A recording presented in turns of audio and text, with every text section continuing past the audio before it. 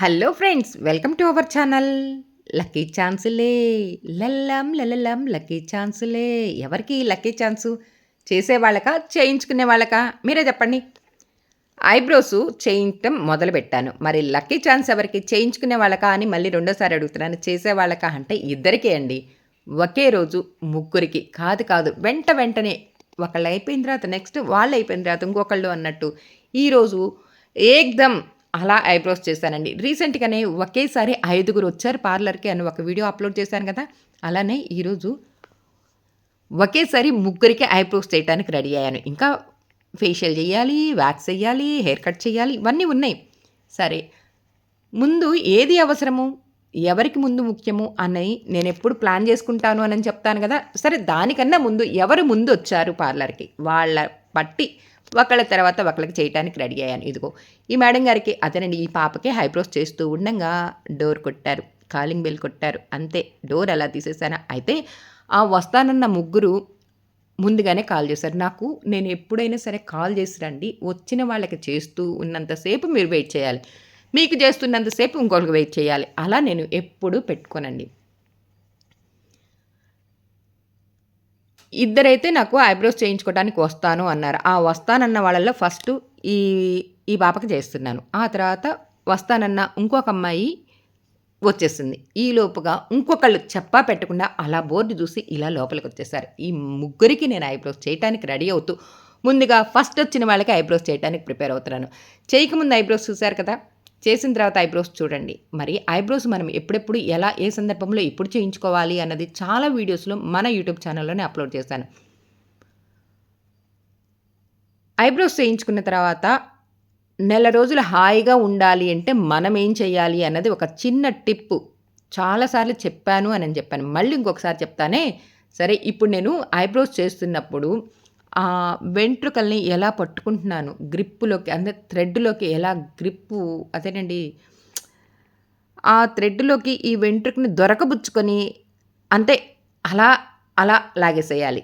మరి చేస్తున్నప్పుడు పెయిన్ ఉంటుందా అంటే కొంచెం చీమ కుట్టినట్టుగా అనిపిస్తదండి. పెయిన్ లేకుండా అస్సలుండదు.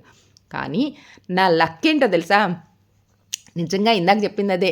Lucky ఛాన్సులే లలలాం లలలాం lucky ఛాన్సులే అనంటూ. అంటే లక్ ఏంటి అంటే చాలామంది ఐబ్రోస్ చేస్తున్నప్పుడు పెయిన్ ఉండదండి మీరు చేస్తుంటే అనని చెప్తారు. నిజంగానే పెయిన్ ఉండదు అనని కొన్ని వందల, వేల మంది చెప్పారు. మరి ఎన్నో సంవత్సరాల నుంచి చేస్తున్నాను గదా! మరి ఇప్పటికి వేల మందికే చేసుంటాను గదా! అందరూ చెప్పిన మాట అదే. ఐబ్రోసు మీరు చేస్తుంటే ఎందుకో పెయిన్ ఉండదండి అనని చెప్తారు. కొన్ని చోట్ల బయట చేయించుకున్నప్పుడు వాళ్ళు కొంచెం పెయిన్‌తో ఫీల్ అవుతూ ఉంటారంట. ఈ పాప అయితే హైదరాబాద్ నుంచి అమ్మ వాళ్ళ ఊరొచ్చింది. ఆ సందర్భంగా వచ్చిన ప్రతిసారి కాల్ చేస్తది. ఆంటీ మీరున్నారా? నేను ఐబ్రోస్ చేయించుకోవటానికి వస్తాను అనని. మరి హైదరాబాద్‌లో కూడా ఒక్క మేడం గారి దగ్గరే చేయించుకుంటారంట. మళ్ళీ ఇట్లా చీరాల మా ఊరు వచ్చినప్పుడు, వాళ్ళ అమ్మ వాళ్ళ ఊరొచ్చినప్పుడు ముందుగానే ఫోన్ చేసి చక్కగా ఐబ్రోస్ చేయించుకోవటానికి చెప్పేస్తది. నాకు కుదిరితే ఓకేరా మీరెప్పుడు చెప్తే అప్పుడు వచ్చేసేయండి అని చెప్పి. కుదరలేదనుకో ఇదిగో ఇప్పుడొచ్చేసేయి, కుదరలేదనుకో రేపొచ్చేసేయి అని చెప్పేస్తాను. అలా చక్కగా ఐబ్రోస్ చేసి అలా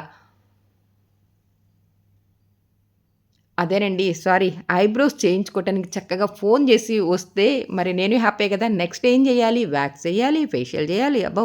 చాలా ఉన్నాయి. అని అనుకుంటూ ఉండంగానే చెప్పాను గదా! ఇందాక డోరు కాలింగ్ బెల్ మోగింది. మరి డోర్ తీయటానికి ప్రిపేర్ అవుతూ ఒకవైపు డోర్ తీయమని చెప్తూ ఇదిగో నేను కంప్లీట్ చేస్తూ ఉన్న ఈ ఐబ్రోస్. మీకు నచ్చిందా ఈ ఐబ్రో? ఇందాక టిప్ చెప్తాను అన్నాను గదా! చెప్తానుండండి. కంప్లీట్‌గా ఐబ్రో అయితే నీట్‌గా నిదానంగా చేసేసాను. డన్. నెక్స్ట్ ఇందాక చెప్పాను చూసారా? ఇంకొక పాప చెప్పా పెట్టకుండా బోర్డ్ చూసి అలా లోపలికొచ్చింది అన్నాననుకో. ఈ పాపే. ఈ మేడం గారే. ఐబ్రోస్ చూడండి ఎంత వెడల్పుగా, దట్టంగా ఉన్నట్టు కనిపిస్తున్నాయి. పలసగా ఉన్నట్టు కనిపిస్తున్నాయి. వెడల్పు ఉన్నట్టు కనిపిస్తున్నాయి. అలా అని థిక్‌గాను లేవు. అలా అని టూ మచ్ సన్నగాను లేవు. మరి ఐబ్రోస్ చేయించుకోవటం వల్ల ఆ ఫేస్ తేడా ఒక్కసారి గమనించండి. ఇంత పలసగా, ఇంత దట్టంగా ఉన్నప్పుడు ఎలా ఉంటుంది మన ఫేసు? అసలే ఈ పాప ఫేసు నేను గమనించాను గదా! రౌండ్‌గా ఉంది. ఈ రౌండ్‌గా ఉన్న ఫేస్‌కి ఇంత బొద్దుగా, పలసగా ఉన్నప్పుడు అసలు చూడటానికి ఆ ఫేస్‌లో ఒక కళ అన్నది రావాలి అంటే ఇదిగో ఇప్పుడు నేను చేస్తున్న ఈ ఐబ్రో వల్ల ఇంకొంచెం కళ వస్తదా?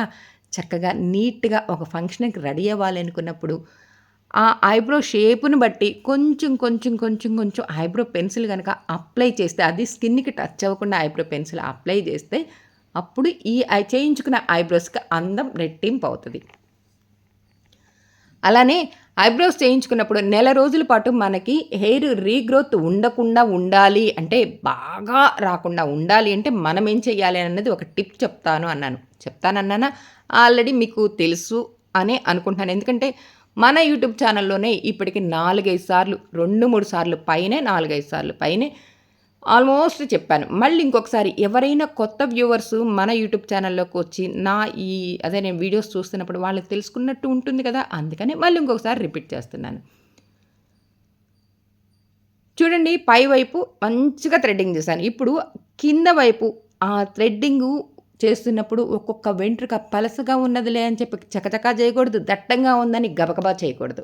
ఎక్కడ ఆ హెయిర్ ఆ లైన్‌కి అనుకూలంగా ఉందా లేదా అని గమనించుకుంటూ ఆ థ్రెడ్‌లోకి ఈ వెంట్రుకని దొరకబుచ్చుకొని అలా థ్రెడ్డింగ్ చేసేసేయాలి. ఏ ఊరు? ఏంటి? నేను అడుగుతూనే ఉంటాను గదా! అలానే అడిగాను. పలాని ఊరు, ఈ ఊరు, ఇక్కడ అని చెప్పటం చేసింది. సరే అయిపోయింది. చూడండి ఈ చేసిన ఐబ్రోకి ఒకసారి గమనించండి. చెయ్యని ఐబ్రోకి తేడా ఒక్కసారి గమనించారా? ఎంత తేడా వచ్చింది ఫేసు? నిజంగా కదా!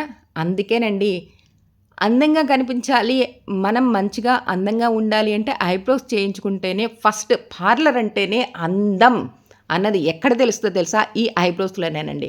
ఐబ్రోస్ చేయించుకోవటం వల్ల ఇంకా ఏమీ అవసరం లేదు. ఫేషియల్లా ఇంకా ఉన్నాయి కదా! హెయిర్ కట్ రకరకాలు. అవి చేయించుకున్నా, చేయించుకోకపోయినా, కుదరకపోయినా ప్రాబ్లమ్ లేదు. ఒక్క ఐబ్రోస్ చేయించుకుంటే చాలండి మన ఫేస్ ఎంత మారుతుంది అన్నది ఈ పాపను చూస్తేనే మీకు గమనించేసే ఉంటారు. అంటే రెగ్యులర్‌గా చేయించుకోదంట. ఎప్పుడో కుదిరినప్పుడు చేయించుకుంటదంట. అలాంటప్పుడు ఐబ్రోస్ వల్లే మన అందం రెట్టింపవుతుంది అన్నది. ఇందాక చెప్పాను. లక్కీ ఛాన్సులే అని. ఎవరికి లక్కీ ఛాన్స్ చేస్తున్నా నాకు లక్కీ ఛాన్స్. చేయించుకుంటున్న వీళ్ళకి లక్కీ ఛాన్స్. చేయించి 2 ఐబ్రోస్‌లు ఒకసారి గమనించారు కదా! తేడా చూసారు కదా! ఇందాక చెయ్యక ముందు ఉన్న ఐబ్రోస్ పలసగాను వెడల్పుగాను ఉన్నాయి. ఇప్పుడు చేయటం వల్ల దగ్గరగా ఒక చోట ఒక పెన్సిల్‌తో అలా గీసినట్టు ఎంత అందంగా కనిపిస్తుంది. ఎంత తేడా ఉందో చూసారా? గమనించలేదా? గమనించారా? గమనించినా, గమనించకపోయినా నేనేం చేయలేను. గమనించారనుకోండి మీకు మీరే మళ్ళీ మనం వెళ్లి ఐబ్రోస్ చేయించుకుందామా అని అనుకుంటూ ఉంటారు గదా! ఇప్పుడు ఇంకొక పాపకి ఎవరైతే నాకు ఇద్దరు ఫోను చేశారు అని చెప్పాను గదా! ఇంకొక పాప, ఈ పాప. ఈ పాపకి ఐబ్రోస్ చేయడానికి రెడీ అయ్యాను. ఇందాక ఒక మంచి టిప్ మీకు చెప్తాను అని ఇప్పటి మటికి మీకు టిప్పే చెప్పలేదు గదా! ఇప్పుడు చెప్తానండి ఆ టిప్ ఏంటి అన్నది. ఇప్పుడు ఐబ్రోస్ చేయించుకున్నామండి. ఒక ఫంక్షన్ ఉంది. ఐబ్రోస్ చేయించుకుందామని ఐబ్రోస్‌కి వెళ్ళాం. చేయించుకున్నాం. చేయించుకున్న తర్వాత ఒక వారం రోజులకి మళ్ళీ గ్రోత్ వస్తుంది. అబ్బా! ఏంటి ఈ మేడం గారి దగ్గరికెళ్తే ఐబ్రోస్ మళ్ళీ వెంటనే గ్రోత్ వస్తుంది అని అనుకుంటున్నారు కదా! అనుకున్న వాళ్ళు చాలామందున్నారు. నా దగ్గర కాదండి. జనరల్‌గా ఒక ఐబ్రో పార్లర్‌కి వెళ్తే ఐబ్రోస్ చేయించుకున్న తర్వాత ఒక 1 వీక్ 10 డేస్‌లోనే గ్రోత్ గనక వచ్చిందంటే ఆ తప్పు ఎవరి దగ్గర ఉంది అంటే మన దగ్గరే ఉన్నట్టు. అంటే పీరియడ్ వచ్చిన తర్వాత 5దో రోజు గనక చేయించుకున్నామనుకోండి, మళ్ళీ పీరియడ్ వచ్చిందాక మనం ఐబ్రోస్ జోలికెళ్ళాల్సిన పనే లేదు. అలా కాకుండా ఐబ్రోస్ చేయించుకున్న తర్వాత ఒక 10 డేసు, 1 వీక్ 10 డేస్‌లో గనక పీరియడ్ వచ్చిందనుకోండి, పీరియడ్ అయిపోయిన 4గో రోజే మీకు గ్రోత్ బాగా కనిపిస్తది. మళ్ళీ అబ్బా! మొన్నే కదా మనం ఏం చేయించుకుంది, మళ్ళీ ఏం చేయించుకుంటాంలే అని బద్ధకించుతూ ఉండేవాళ్ళు చాలామందుంటారు. అలా గ్రోత్ కనిపిస్తున్న వాళ్ళు చాలామందుంటారు. అందుకని నేను చెప్పిన ఈ టిప్ అయితే మీకు నచ్చితే మీరు ఫాలో అయితే చాలా హ్యాపీగా ఉంటదండి. ఇంకొకసారి చెప్తున్నానండి ఐబ్రోస్ చేయించుకోవాలనుకున్నప్పుడు పీరియడ్ అయిపోయిన తర్వాత 5దో రోజు గుర్తుపెట్టుకొని వెళ్లి చక్కగా చేయించుకోండి. ఆ తర్వాత చేయించుకుందాంలే అని ఒక 10 రోజుల తర్వాత ఎళ్తే మీకు గ్రోత్‌లో తేడా ఏముండదు. అంటే మళ్ళీ రిపీట్ త్వరగా గ్రోత్ వస్తది. అదే 5దో రోజు, 6రో రోజు ఎళ్లి చేయించుకొచ్చుకున్నారనుకోండి, మళ్ళీ నెల రోజుల పాటు ఐబ్రోస్‌తో అసలు సమస్యే లేదు. మళ్ళీ పీరియడ్ వచ్చిన తర్వాత 5దో రోజు ఎళ్లి చక్కగా 5, 6రో రోజు ఎళ్లి చక్కగా ఐబ్రోస్ చేయించుకోవచ్చు. చేసిన ఐబ్రోకి తేడా చూసారు. చేయని ఐబ్రోకి ఇప్పుడు తేడా గమనించండి. 2 గమనించారు కదా! మరి నేను చెప్పిన ఈ టిప్ నచ్చిందా?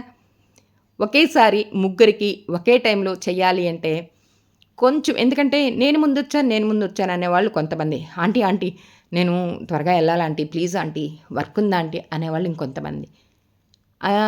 మిడిల్‌లో ఇంకో పాప చేయించుకుంది చూసారా? ఆ పాప అయితే ఒక చిన్న బాబుని తీసుకొనొచ్చింది. మరి ఆ పాప తొందర పెట్టింది. ఈ పాప అయితే చాలా లక్కండి. ఇందాక చెప్పినట్టు లక్కీ ఛాన్సులే అన్నది ఎవరికి? నాకైతే. ఎందుకంటే ఆ రెండో అమ్మాయి వచ్చినప్పుడు "అరెరే! కొంచెం వంట వెయిట్ చేయవా?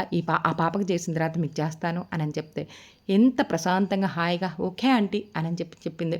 మరి ఇలా సౌమ్యంగా చెప్పేవాళ్ళు కూడా ఉన్నారనుకోండి చాలా హ్యాపీగా ఉంటుంది గదా! అదే. అసలే వర్క్ టైము. జాబు చేస్తూ మధ్యలో కొంచెం పర్మిషన్ తీసుకొని ఇలా వచ్చింది. నేను అప్పుడప్పుడు వాళ్ళకి చిక్కనండి. కొంచెం వర్క్ బిజీతో ఉన్నప్పుడు చిక్కను గదా!